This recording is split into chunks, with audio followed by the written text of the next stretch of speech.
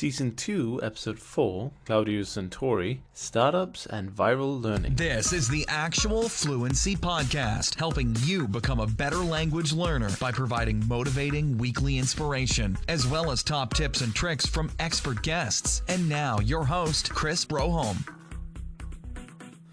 All right, everyone, we're back with another episode of the Actual Fluency Podcast. And today, I'm joined by Claudio Santori, and he's the CEO of Blue, which is a revolutionary way to learn foreign languages. And he's recently seen a lot of attention in the media in a Lithuanian story where he learned Lithuanian with one of his friends. And he even got to be invited to the palace of the president of the country. But we'll get into much more about that later. First of all, Claudio, how are you doing today? I'm great, Chris. I'm great. Thank you for inviting me. It's always a pleasure to talk with you. Always a pleasure to be in your podcast. Even if I didn't make it to the season 1, only on the video version. You kind of made it. It was a little tidbit, and if people are interested in seeing my talk with Claudio from last year's Polyglot Gathering, you can find it on the Actual Fluency YouTube page, where we talk a little bit about the experience of being at the gathering and also a short introduction to Blue. But speaking of Blue, I'm sure a lot of people haven't quite had the time or chance to try it out yet. So why don't you give us, a really short introduction to what Blue is and how you came up with it? Yeah, so Blue, it's sort of my solution for a big problem I had. I cannot find content in Lithuanian that would be interesting at also on my level. When I was in class, I could understand the teacher, and then I went into the real life on the street, and everybody seems to use words I didn't know, and the paper I was reading, they were too difficult. So I thought, if I can train a computer and tell, look, I know this 300 words, a computer would be very good at searching the internet and looking for content at my level. So Blue starts as the simple idea we started to develop, and we tested with jokes. So we put it 10,000 jokes, Lithuanian jokes. And I was training the system. So you simply click on the words and you say, I know this one, I don't know this one. And the system very fast adapts, and it shows you jokes where you understand 90% of the words, 95% of the words. Now, you might still not get the joke, but this is an easier joke than a joke that you don't understand 50% of the words. And then we apply this to music, to news, to books, to anything. So Blue is this simple software that finds content at your level. Real content. Fantastic, and maybe we should just go a step back and say how did you end up in Lithuania? Coming from Italy. So I'm Italian. I was living in Rome, and before Lithuania, I ended up in Finland. So I'm an explorer. I like to explore new things. I like to travel, and I was very fascinated by Finland. It was a country that was in Europe, but very different. So I moved there. And I spent 6 years in Finland.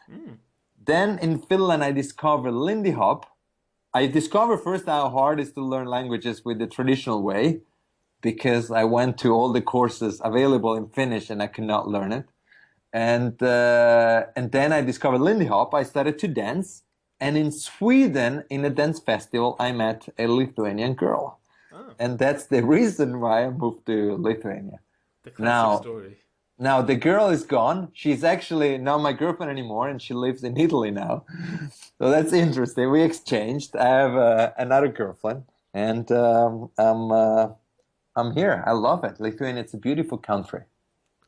Glad to hear it. And Blue was kind of you'd call it a startup in these days, wouldn't you? Where you...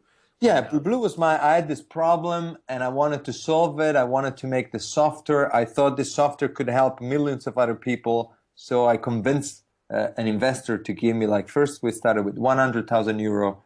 And from there I raised more money. I got a team.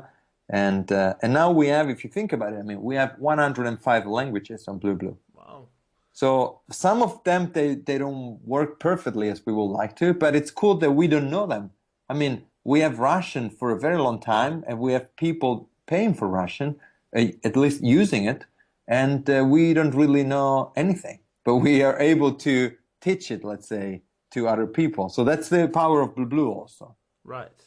And at what stages do you think there would be? Do you have from when you've learned the first page in the grammar book, all the way up until advanced, or is there some kind of level where it's a better idea to be at Blue Blue than you say other methods? So now I would say if you want to start Russian on Blue Blue, you better first use at least read the first 3 chapters of a grammar book. Right.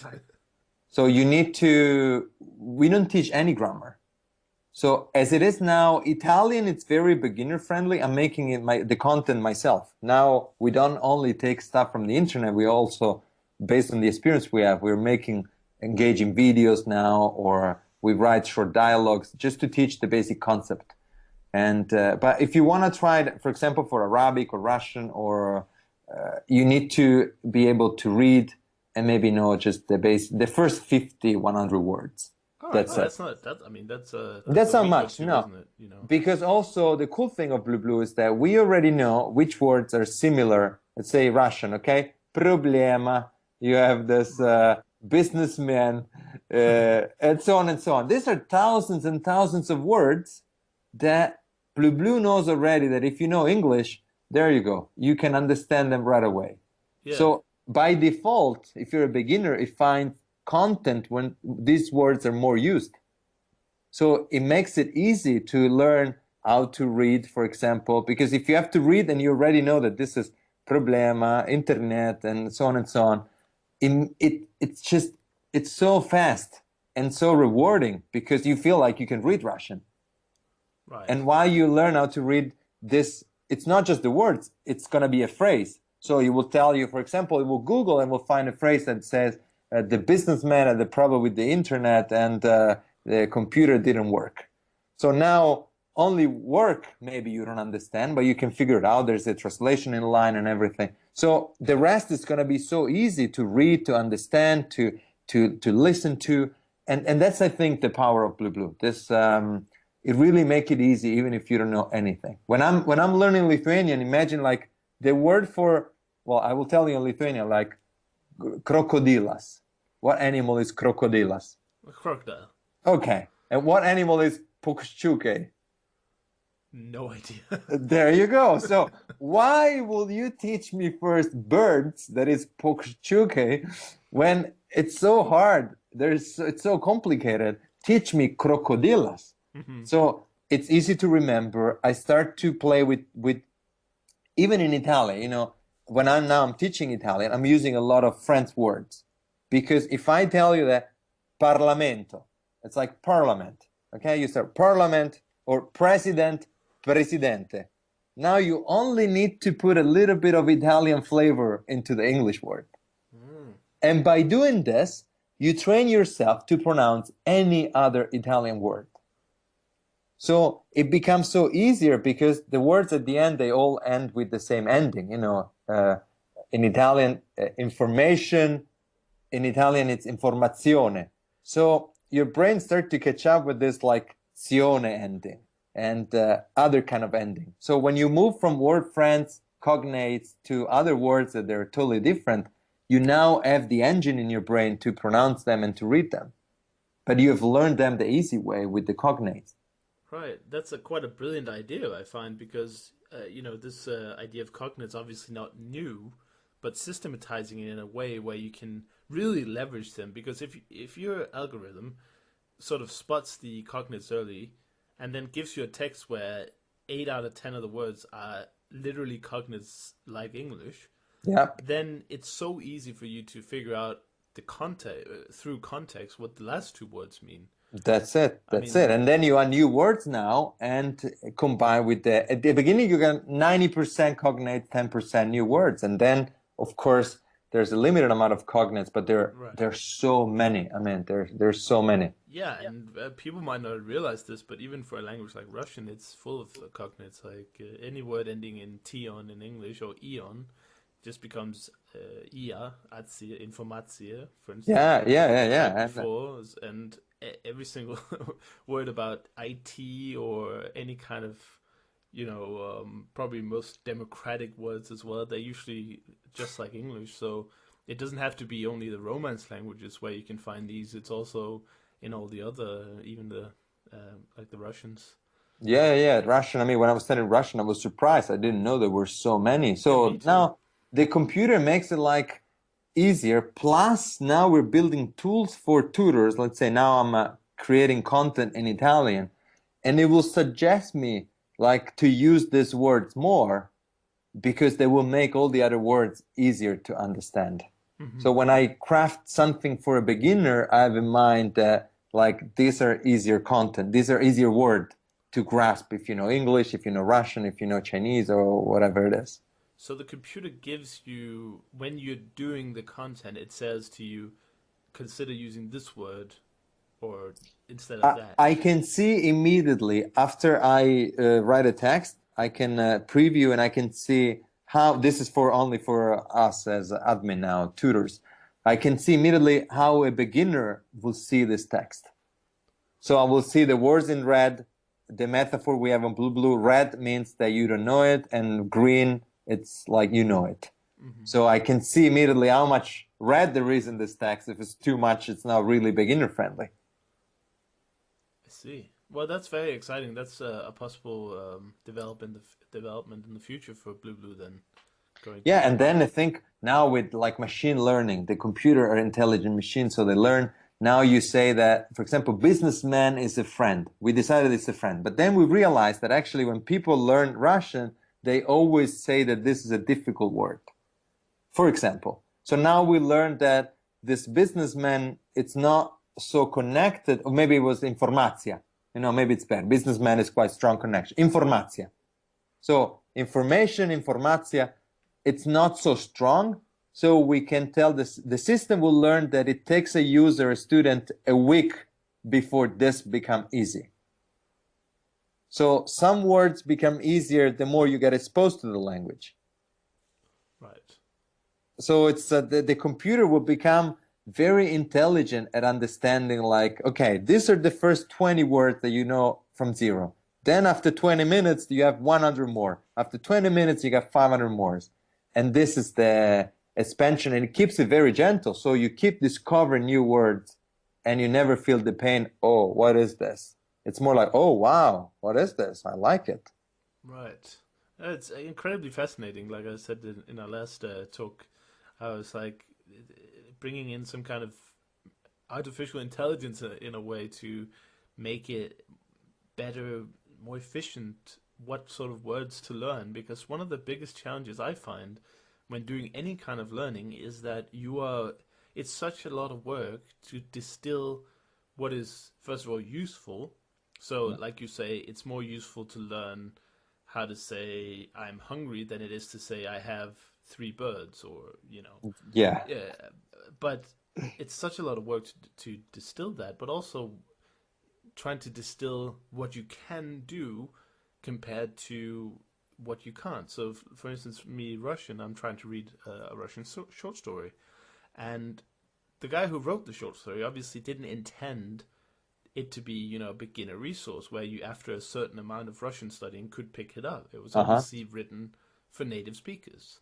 So that means that there might be a word like me in it, and I can obviously understand that completely, but there might also be the word, indignated or something completely difficult and advanced that I don't even know.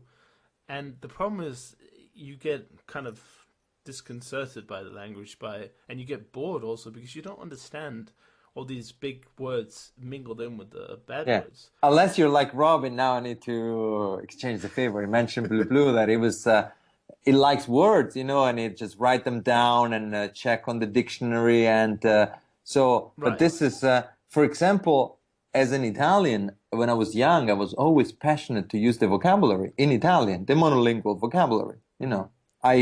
I didn't know a word when I was a teenager, and my father always encouraged me. So I have this tendency even in my own language. But I know thousands of people that they've never picked their own language, monolingual dictionary. Mm-hmm. So they will never do it also in the foreign language because they don't do it in their own language. Exactly. When they talk about immersion, you should watch the TV, you should listen to the radio. Well, I don't watch the TV, I don't listen to the radio in my languages. I don't do that in English, I don't do that I only listen to podcasts. And now I have trouble because I cannot find good podcasts in Lithuania, but that's it's very hard to have this rules because it's really comes down to what do you like. Do you read short stories, for example, in Danish or in English? Do you read them? No. That's why also you shouldn't read, in my theory at least. Like, we think it's easier, but because we don't do this normally, like, we shouldn't do this in Russian because it's the extra thing and the pain will come and you will not take it. I mean, you will not be able to take it and you will give up. So instead, I will really try to do what do you do normally in Danish and in English and try to find a substitution in Russian. That's what I think. I try to read children's book, but I don't read children's book in English or Italian. Right. So I have a book right here. This is like Lithuanian like stories, Lietuvių pasakos. And this is, I've read alphabet because I can now care less about the princess, you know, and the frog. Right. Yeah, I understand what you're saying. I find it a very, very interesting. I mean, if I wanted to learn how to read in Russian, it's definitely like a tool like BlueBlue is definitely super helpful because it can kind of ease the process. And maybe I'll even like it at some point. You know? Especially if we plug it with resources that you like. Right. For example, we start to show you articles in Russian on how to make a good podcast. Right. Now you already have a good podcast, and that's even a fantastic one. But reading about a topic you're interested in anyway, and you master this topic, it makes it easier to grasp even more content. And now you're able to talk about something you do in Russian. So you could talk with somebody on italki or people you know, Russian people, about your podcast in Russian. Absolutely, yeah. So I don't need to talk about fairy tales, you know, and that's why, yeah, short stories, I see the value, but I also see the limitations and the frustration. Yeah, for sure. But let's move on a little bit. You know, we talked about language learning a little bit in the YouTube video. So if people are interested in your philosophy on that, they can go back. But for now, I'd like to talk about software development in itself, or maybe, you know, you should probably say startup development, because I know that a lot of people interested in the language learning community, they're interested in improving language learning, they're interested in maybe becoming entrepreneurs, maybe try to cash in on this kind of language learning hype and interest that's growing and growing and growing. And what I've seen so far is a lot of kind of not very good softwares with very few good ones.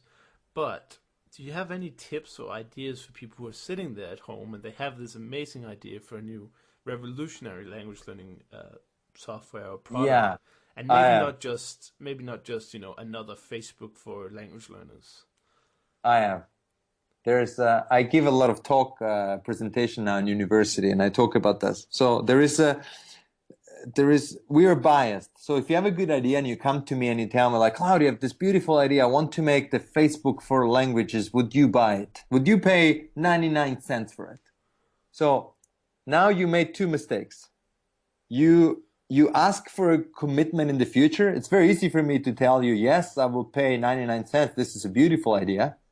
So this is tricky. And the second part is that you already told me your idea, so I don't want to crush your ego. And I'm telling you, this is a brilliant idea. Now, what you need to do when you have an idea, first you need to validate it. Let's say you want to do this Facebook for languages. Now you need to ask people like, so are you learning languages? Yes. Are you doing this socially on forums? No. Do you think would be a good idea to use it? No. And now you know that your idea maybe is not so good. At least people don't, and you haven't even told them what's your idea. But you kind of do a pre-validation of it. And then you never ask for commit. So once you think the idea is good, you need to implement the very minimum version. Never build the skyscraper, build the first floor. Right. And then you ask people, please come in. And then they come in and they tell you like, wow, this is amazing. What about if you painted blue? But before they need to put €1 into the basket. Because people, they have so many features, you know, put the chat, you need to put books here, you need to have this. And you get crazy of building more features when still you haven't got any money. Right. So it's very important to get these early adopters. So first with BlueBlue, what I did was targeting polyglots and really nerds.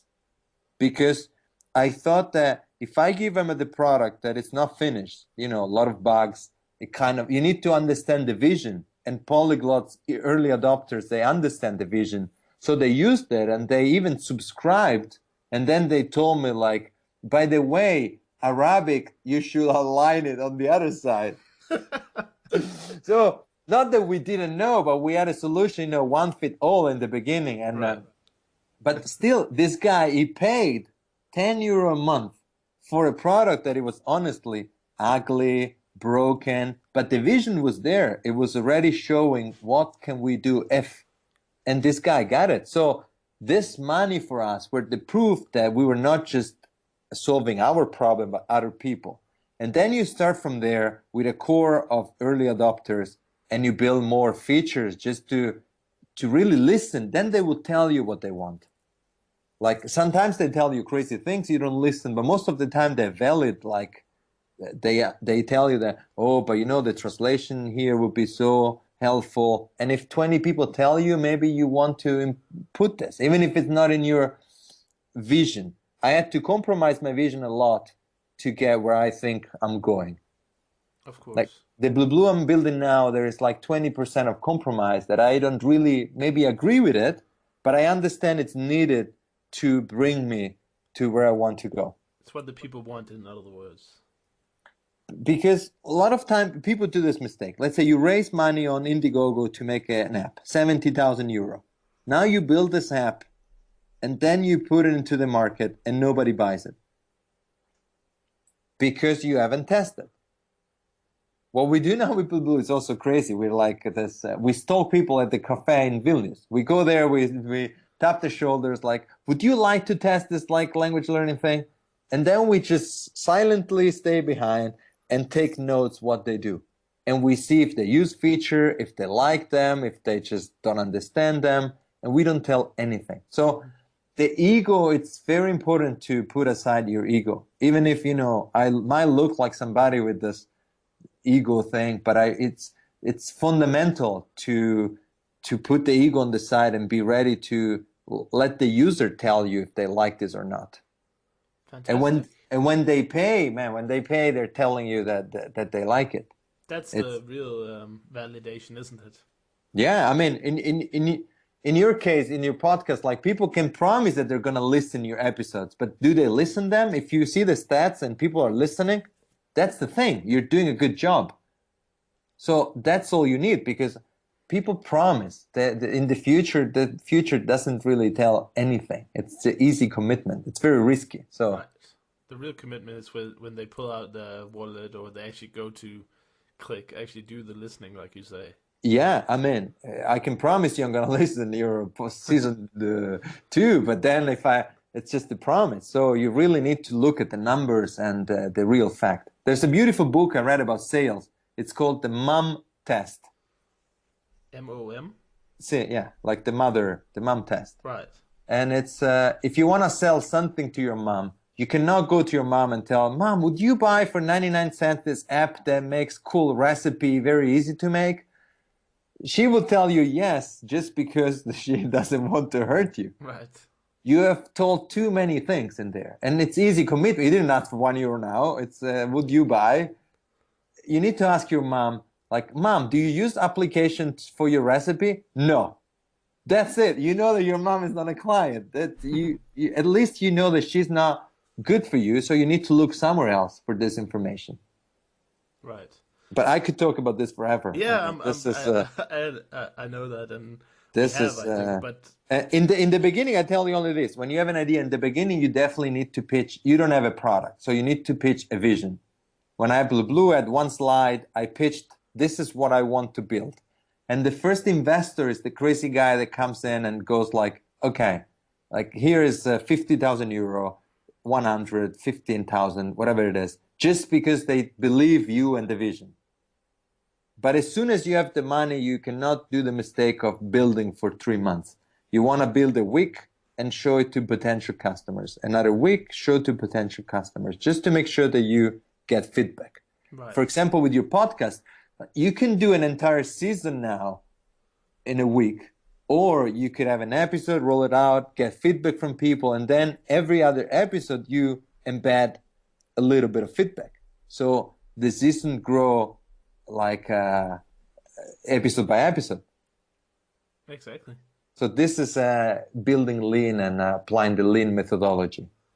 That's it. Super. Well, I'm really glad you took the time to go into some of that, because I know that a lot of people sitting out there might have that, next big software idea, and I would hate for them to not at least pursue the idea of validating it because they're scared of having to finish it first or any other problems. So I think that's quite valuable and not something that's often talked about in the language learning community. There's lots of apps all the time. I get emails about, here's our new app for learning this, and here's our new app for learning this. And every time I see those emails, and I'm saying this to everyone listening, this is kind of a public service in a way. I say, what's so special about this? What's different from the other 200 apps that sent me an email last week saying how to learn this and how to learn that? So my kind of input on the apps and softwares and websites would be, you have to offer something unique, and you have to reinvent something. Maybe not, that's probably a strong word, but you have to improve what's already there. It doesn't make sense in my there is a opinion. pain. Yeah, there is a pain that has not been completely solved. The language learning, you cannot make another flashcard app. Like we need. Right. It's like, So, why do you want to? I can see if you came. I mean, we can't expect everything, but in my opinion, don't try to make at least any kind of app that has anything to do with flashcards, because we have two giants, and in my opinion, they are very exhaustive companies. Both Anki and Memrise. Those two alternatives will have you covered one way or the other. They have all the features you would ever need, or that I can imagine anyway. no. Yeah, So completely, spend your completely. I time mean, on trying to on find. something else. Yeah, exactly. That's why I told my team, like I think we could one day have flashcards on Blue Blue, but it would be crazy to start with flashcards because we're doing a better job if we send people to memorize an Anki, because well, this is like beautifully done. If people like flashcards, let them do the flashcards somewhere else. Yeah. And maybe let's do them in the future. I mean, you don't have to. This is the other problem, that you want to build everything from day one, but you don't have to. You really have to be niche. In the beginning, you need to address a specific niche. But I want to go back to, I want to add two things. There's one rule. If you're not ashamed when you release your app, it means that you released too late. So this is a big rule in the startup world. Right. When you launch your service, you need to be ashamed, and 1 out of 2 email needs to be, what the is this service? Like, so they need to be complaining people. 1 out of every 2 email. And the second email should be like, oh my God, I've never seen anything so fantastic. So if you hit this beautiful spot, you're doing something great, because you cannot please everybody. If you're waiting to please everybody, you will build something that nobody used. Mm-hmm. And the second tip that kills me is that I've been to thousands now, honestly, thousands of startups event, and hundreds, maybe not thousands, but I've been like 3 years in business, and almost every week I go to an event. So it makes like around 200 events I think I've been, and I've been coaching people. There's people with so beautiful ideas. Even at the Polyglot gathering and the Polyglot conference, people with beautiful ideas, and their presentation, it's horrible. Right. And it takes 10 minutes to learn how to make a good presentation. But people, they're so afraid that they don't even want to learn that. And then for me, it's the same when people say, I don't look good in picture. And every time you take a picture of them, they have this weird face that is the face like, I don't look at a picture. So, and people, they go and present believing that they're not good presenters, and the presentation is just terrible. And you need to dig deeper to get the ideas. And so definitely you need to learn how to present your ideas, and not to be ashamed of showing me something that it's half done. Right. Because half of the battle is getting people on board, whether it's investors or actual users. If you can't convince, or if you can't explain what the purpose of your product is, then how are you going to sell it to anyone? Yes. So I think that these are great tips for people looking to get into the world. And I really hope that people try to limit a little bit the copycatting. And, like I say, I get so many emails about apps, and people are like, try my app. I'm like, I look at it for 10 seconds, and I'm like, oh, this is just like the other app. And This is the other problem. When you ask people, come. I also have this kind of apps, and I ask them like, so what's your competitors? And they tell me nobody. So they don't really know the market. Right. Language learning, it's this. Unfortunately, it's this. Everybody has an opinion in language learning.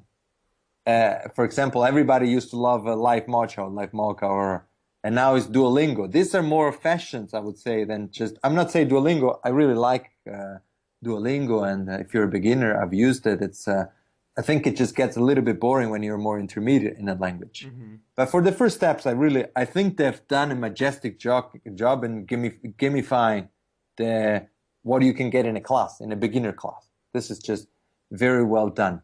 But it's now people will tell you to use Duolingo to learn a language just because it's a sort of fashion thing. Everybody has an opinion in language learning, so everybody think that they can do a new app to make it better, but they don't really know the market. They don't really know there is Memorize, that it's just maybe, or Anki, that it's more underground, let's say, than this other two. Yeah. So this tells you that they don't really know their customers. They don't really know what they're doing. Yeah, and sad to say, lots of these apps, fail horribly, and that's how that's the ruthless of the business. You have to make something good that people use, and has to be fun and useful. Because if it's not any of those two, then people are just going to stop using it. They might use it for a week for the novelty, but then they just quit because it's not fun. It doesn't engage them in the long term, and it doesn't teach them languages. They don't feel the progress. Yeah, this is still, it's a business. If you do let's not name big names in the language learning community, American companies that they sell you this program for $300-400, and even if you don't open the carton box, you have paid it already. Yeah. So they don't. So this is one strategy, but in the software world, that you need to offer something for free and engage people, this doesn't work. So even these companies now, they're having a hard time surviving. Because of Duolingo, because of BlueBlue, we come in, we are for free, like the freemium version. You can use it, you can try, you can engage, and you only pay if you really like it. That's what changed now. Yeah, and there's so many free options as well. So, whereas maybe 20 years ago you had to spend a lot of money learning a language or get access to any kind of resources, today you can just do it for free on the web in your pajamas. I need to read you somebody. Deleted their account on BlueBlue, saying that because at some point we asked them to subscribe. You can use it for free, but there's a limitation. So he wrote something about you pig, what was it, money business people, education should be for free. I deleted my account. So I mean, yeah, education should be for as free available as possible, but at the end of the day, this company costs €10,000 a month, and we love the education for free, but you need to make it a business, otherwise it's just not. It's not a charity, It's not a charity, so that's. I don't think anyone's pretending that. Memrise has been free for a long time now, and they don't pretend to be a charity either. They're a startup just like BlueBlue, and they just launched their premium program, which gives you more features. But if you just enjoy the basic features, it'll be free forever. Yeah. I mean, freemium, it's a beautiful model. It's like Spotify, we all freemium. I love the freemium model. It's very easy to understand. And there's this concept, you need to move the free line. Before there was no free line. You had to buy the service to try it. Right.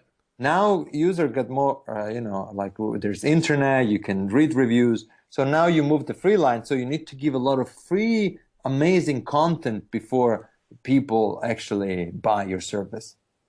And I like it. I love it. I agree. And also an example of freemium, why that sometimes gives more money is that, I play some video games. I've been doing it for a long time. And one of the games I play is completely free to play. Anyone can download it and play it.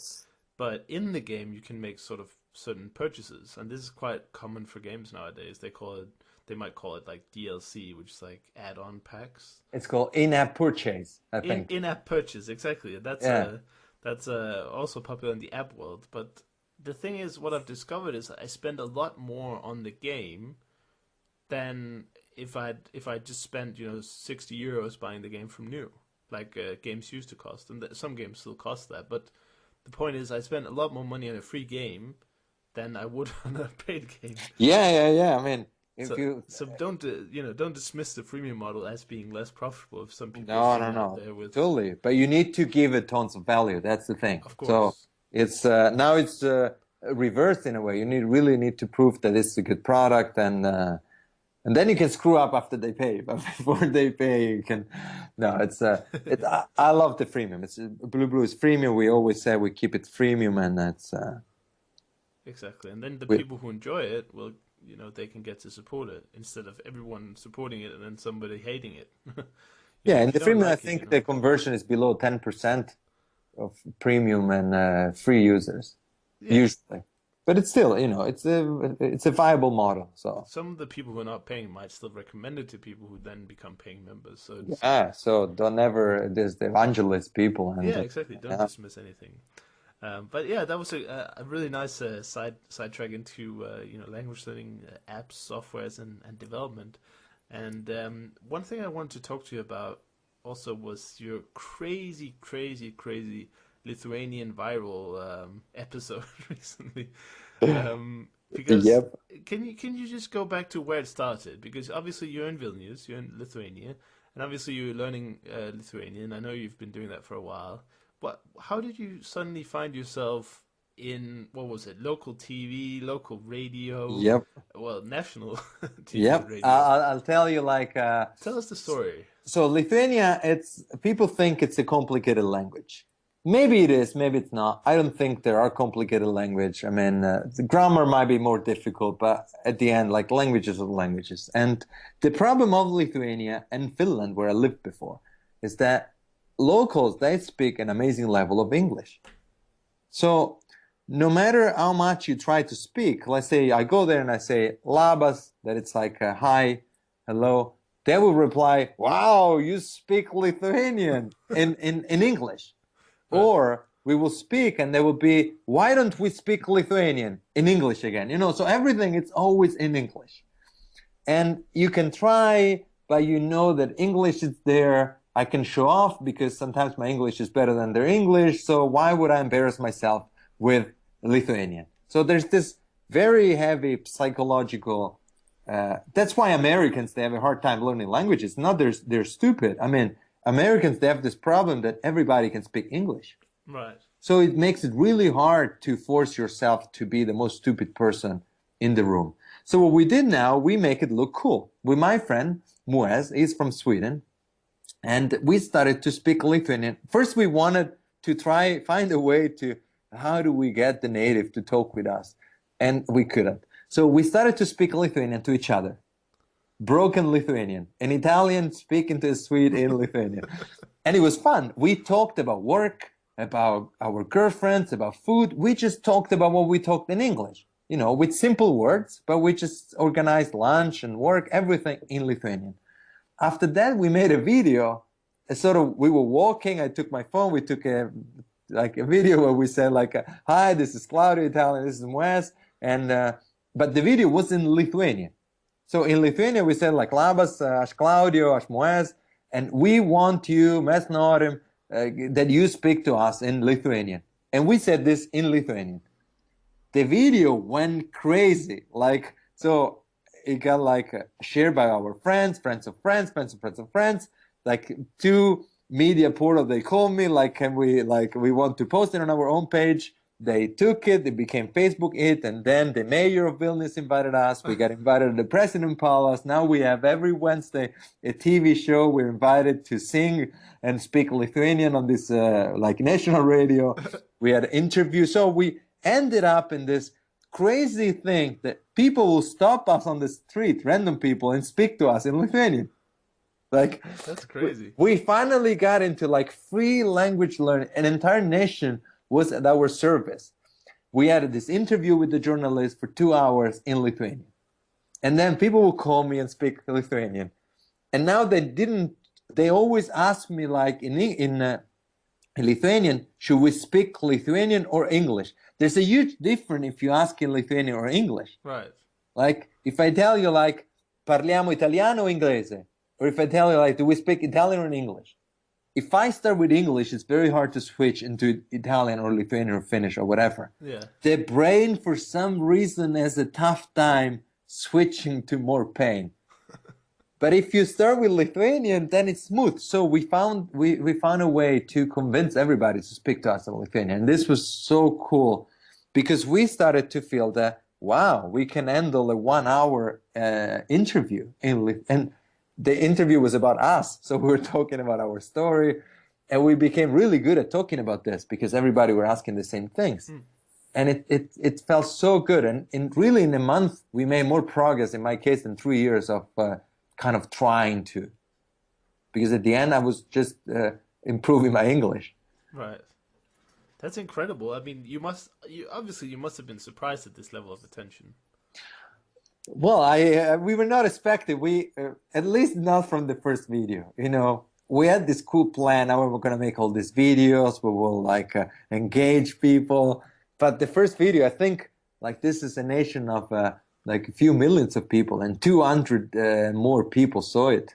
We got invited like next month to the TEDx Vilnius. We're gonna speak there. So it really went like very well for us. Now there is the local, the national operator, Teo. It's like a mobile phone company. They want us to be in their advertising. Really? So it's quite interesting. Like That's crazy. Yeah, this was. But why do you think? Why do you think that? How can you explain that reaction in sort of, in plain terms? Because you can't be the first people in Lithuania to have expressed a desire to learn Lithuanian and practice it, right? No, I think it was first. It was there's different elements. First, we were two guys. It was fun. We were smiling. And we were speaking Lithuanian. So it was quite good with some mistakes, but quite good. So it sounded like good enough. It wasn't like, please talk me English, want to learn. This is a bit turning off. But if somebody says, for example, please, I would really like you speaking in me English. There's mistakes, but it still sounds like we could have a conversation. So the video sounded like we were at a level that you could have a conversation with us. First thing. Right. And then Lithuanian, they're so convinced themselves that this is an impossible language to learn that when you speak it to them, they will go like, wow, maybe I was wrong, maybe you can actually learn it. Plus in Lithuania, there is a political thing. They have a lot of Russian people that they've been living here for 20 years or 30 or 40, and they don't speak Lithuanian. So Lithuanians are a bit mad at them because, they would like everybody to speak Lithuanian. But again, the problem is that Lithuanians speak very well Russian. So if you speak Russian, you will never learn Lithuanian because people will talk to you in Russian. Right. This is, we switched it's a native fault to me. If you go to Italy, there's no chances you will not learn Italian because my mom would talk to you in Italian, no matter if you understand, if you listen. She would talk to you in Italian. In Finland, they don't talk generally. And when they talk to me in English. Right. How am I going to learn Finnish? So in Lithuania, we made sure that the nation knew that we wanted to.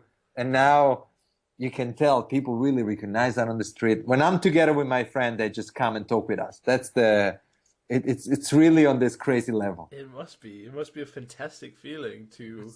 Because in a way, you're doing the Lithuanian language sort of an honor by saying, we'd really like to learn this. We'd really like to be better at it. And I guess the people kind of recognize that service, that sort of goodwill that you set forth. Yes. And they want to repay the token. Yes. And that's what what we want to tell now. We want to really expand this to other people. Like we want to give the recipe. How can you invest this 30 seconds to make this video that could totally change your language learning experience? Right. Because this video, what does to the brain of the people, it's amazing.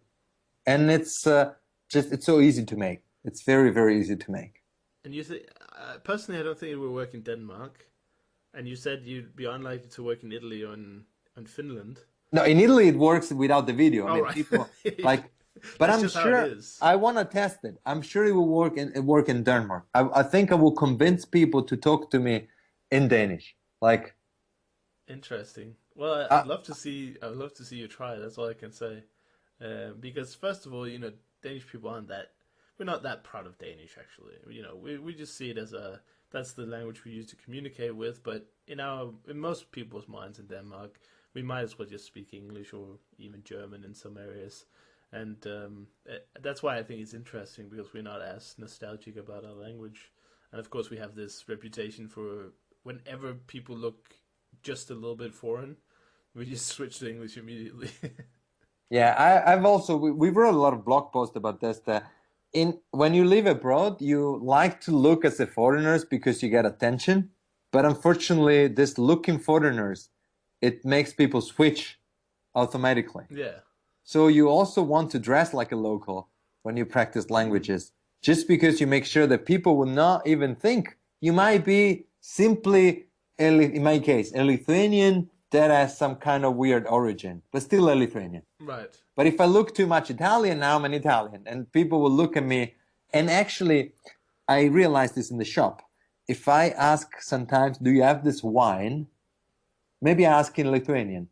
People tend to say no just because they understand I'm a foreigner and maybe they're not comfortable with their English and they prefer not to continue the conversation. Ah. So the more you can fake it that you're actually a Lithuanian, the more conversation you're going to get. Because again, they feel ashamed that maybe their English is not that good and they don't want to bother with explaining you in your broken Lithuanian that they don't have this wine, but they have a similar one, or you can order it. Right. So you miss a lot of this extra thing. And it's good to be perceived as a local because you can get better service and better, deeper conversation then. Yeah. Can I just add another tip from our good friend Robin McPherson? Just say, hi, Robin. Hi, Hi, Robin. I'm Robin. sure you're listening. Because in the last time I spoke to him, I think it was episode 45, he gave a tip that I thought was quite unique. I hadn't heard it before, but basically what he did was he went to a cafe and sat down with, Asimil or whatever book he had for learning that language of the country he was in. And then he would simply just ask people sitting next to him on another table, just, sorry, I'm trying to pronounce, obviously in the target language, sorry, I'm trying to read this and I don't quite understand it. Can you help me? And you might say, that's never going to work. But I'm just thinking, if I was sitting in a cafe and I have plenty of time, somebody's asking me how to do this in Danish, I would gladly help them. Oh, this Obviously, is beautiful. This work. I can tell you what I did before Blue Blue. I was in my class. There was a beautiful Russian girl, Anastasia. Hi, Anastasia. She was in my class. She was also the most talented person in the class. So I told her, like, look, after the class, we go to a cafe and we practice together. So we went to the cafe and we were throwing at each other like, I'm a man, you're a woman. I'm a woman, you're a man. I'm divorced, I'm married. I'm tall, I'm short. Just, are you tall? No, I'm short. So this kind of very simple thing. When we didn't know something, I would tap on the shoulder the next person and we will ask. So we got a lot of people that really they were laughing at us, but we became a sort of like entertainment in this cafe. And at some point we were practicing, and I cannot forget this. She pronounced really loud, like, I have diarrhea. But she didn't know what it was. And everybody was laughing, and I was like, oh my God. So this is a quite funny, embarrassing thing. But that's definitely, I love the step, and it works. It yeah. really works. But then you need to be the kind of person that does this. Right, you need to be extroverted, I think. Because Anastasia would have never done it. And Robin, I met him, like he's a very social person and he would do this in English. Right. So there are people that would not even do this in their own language. Right. So imagine doing this in a foreign language, how tricky this is. And yeah, I would struggle with it.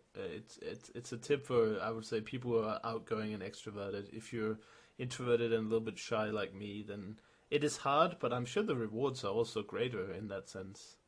Rewards are great. Too often, though, you end up in the classical thing that they will ask you in English, why do you live here? And then it starts to become an English conversation explaining, at least in my case, I'm sure Robin does a better job with this, but we start to talk in English, and then that's it. Right. But it works. It definitely works. I mean, and in my case, I remember there was old people. When you tap on the shoulder, old people, you get into trouble because they start to talk and you cannot stop them. And even if you don't understand them, now you have to listen to them because they've been kind to help you. And so you end up wasting 15 minutes and you don't really. But it's still kind and nice. But Yeah, I understand. Anyway, I'm really happy for your success with the Lithuanian because it really gives some kind of focus on the good that the language learning community is doing as well. You know, we're bridging communities. You know, we're bringing the world closer together in a sense, and I really enjoyed following that. And if people, you know, haven't seen it, I'm sure they can find your interviews and your, you know, your radio and TV interviews if they search for your name. But before we finish, I just wanted to wrapping up here. I know that on Blue Blue something new you just started is doing 30-day challenges. Can you just yes. tell me quickly how that idea came about and what they are? Well, there's on Blue Blue we have we're really good at helping people understanding the language. So you acquire a lot of vocabulary. You're able, after you use Blue Blue for a couple of weeks, you turn on the TV became suddenly easier. You read the newspaper became easier. Just because we make exposure really powerful. So, but we don't really teach you how to speak the language. So we don't have any speaking tools or feature yet. So we decided to have this, as we, from the Lithuanian thing in 30 days, we really improved a lot. And we organize also events for people speaking Lithuanian as a second language. So we met in a bar and we all spoke crappy Lithuanian. So that was but it was beautiful. It's like, I love, when I speak English with Robin, like I'm intimidated because his English is native and beautiful, and I feel that my English is not as good. But when I speak English, I don't want to say that your English is not good, but you know, it's like non-native as my English, and so I find it easier to conversate at this level. Of course. And in Lithuanian, natives are so hard. So practicing with other students is beautiful, and that's why I thought let's make an online challenge, 30 days. So we have a facilitator. In Italian, it's me. So now we have Italian, Portuguese, and Lithuanian. We're going to add like more challenges. So when you launch the show, we're going to have probably 20 languages, the major one, all online. So the idea is that we teach them how to get the best out of Blue Blue first. So the first week they get exposure, and then we connect them on themselves. So we make them talk. It's a closed group on Facebook. They are not ashamed of having a Google Hangout because they're all beginners or somebody's better, but still, you know, I'm the only native in there. And I make it really easy. I just facilitate them to open up, not to be afraid of making mistakes. I actually sometimes make mistakes myself in the video that I make in Italian, and I tell them to spot the mistakes, just to show that still the important thing is that we can communicate. Doesn't matter how many mistakes or anything. So now people are really, really excited because they use Blue Blue. Then they tell me what kind of content they would like to read. I create it for them. And then we group on this Facebook group, and sometimes we make a Google Hangout, and it's just so beautiful. I sit down and I type what they say. So let's say they speak English and they say like, I go lunch now. So I simply chat and write, I go to lunch now. I'm going to lunch now. So I kind of write the correct transcription of what they want to say. If I hear that they get stuck, I help them throw in some phrases in there, but they communicate among themselves. And they get really confident because at the end, there's no really homework. The point is like, let's go on Google Hangout and talk. And somebody's from France, somebody's from Serbia, somebody's from American, and they all communicate and get to know each other in Italian. That's the beauty of the challenge. At the end of the 30 days, we are now, this is the beginning of week 3, so we have one more week, and people are just having a great time. They realize that they don't need to study more. They can already speak Italian. Fantastic. And we also, you know, just to give the listeners of the podcast a little bit extra, I just wanted to say that if you go to actualfluency.com/blue blue, and that's BLIU, you can find all the challenges that are currently running. And if you decide to join one, I'll give you 3 months of actual Fluency VIP membership. Why not? Yes. What do we give them? We give them, if they come from you, we give them 1 hour of private coaching. Wow. Hopefully, now millions of people will come. How many?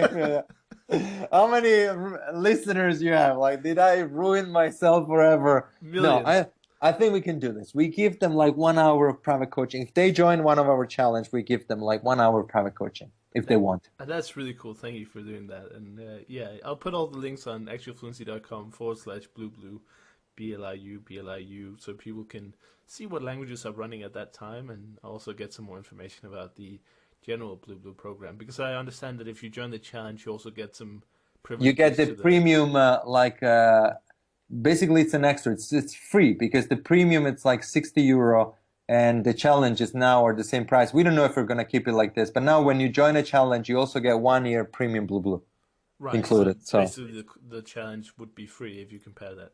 Yes. So if you buy the premium, you get the challenge for free. Super cool, man. I'm really excited to see where BlueBlue is going in the future. You know, with the tutoring and improving of the algorithm and getting more content. I'm really excited about getting to use it myself a little bit more. I have been. Now, for me, it was really understanding as we talk about software development. This is my first software that I'm developing, and I'm on the business side. So it was really understanding how to communicate with developers, what do you need to drop, and what do you need to work on. So now I think I'm on top of the game now, and I'm learning. Fantastic. And of course, I'm going to see you in Berlin, I hope, for the podcast gathering. You're going to see me. Are you talking in Berlin? I'll talk a lot, but I don't know if I'll do an organized talk. What do you think I should talk about? I think we spoke that you anyway. No, I don't know. If you didn't mention Judith, maybe now you can still do an open one. Yeah. I don't know. You could talk about how to make a podcast from zero. Like, I would be very interested. What kind of equipment? That's a good idea, because I was thinking that I think the market for general language learning podcasts is not that big. I think the really interesting thing could be if people wanted to make like Spanish for French learners, or or anything. I mean, I'm sure a lot of people. I'm interested. I want to make a podcast about like other stuff, and I'm always like, I don't really know what kind of So you could show like the equipment. How do you book? It was really beautiful how you booked this. I'm sure you had a lot of pain before you got into this. So you realize 50 something episodes to. Yeah, but you make a lot of mistakes, and then you find a better way. That's the thing. Well, thank you for the advice. I might just pick up on that. And what will you talk about? I will have 2 talks this year. One is about building language learning habits. Okay. So time management and psychology. I will build in a lot of I will talk in general about habits, how to build very strong habits. Like the fact that me and you, we both wake up and we could talk. You already talked with Alberto about this, waking up early in the morning. Right, yeah. I wake up 20 minutes before you, 4:26, and you're like 4:44. So this is a very good habit. So I will talk about habit and language learning. And the other talk, it's about creating and finding good content. We touched today a little bit about this. So I will discuss what does make a good content, where to find good content in the language learning, and how to craft good content if you are a native and you want to make content for people learning. So these are my 2 talks. Exciting. I look forward to it. And in the meantime, you can find Claudio at BlueBlue, and you can also look out for his TEDx talk, which is going to come up really soon. This is my second TEDx talk, so right. We're gonna see about Lithuanian, right? This is going to be TEDx Vilnius, and we're going to talk about. The other one wasn't about languages. This is going to be about languages, language learning, and psychology, pain, and so on and so on. So this is going to be interesting. That's going to be really cool, and obviously it's going to go on the internet after the fact. But Claudio, thank you so much for coming on the show today and talking about the passions that you have for the language, and I can't wait to get to talk again in Berlin. Yes, almost a month that we made. It's going to be fun. Thank you, Chris. Loved it as usual. I'm sure we're going to have tons of fun in Berlin. Yeah. Thank you for listening to the Actual Fluency Podcast. If you would like to get more out of the podcast, check out the VIP Club by going to actualfluency.com/VIP.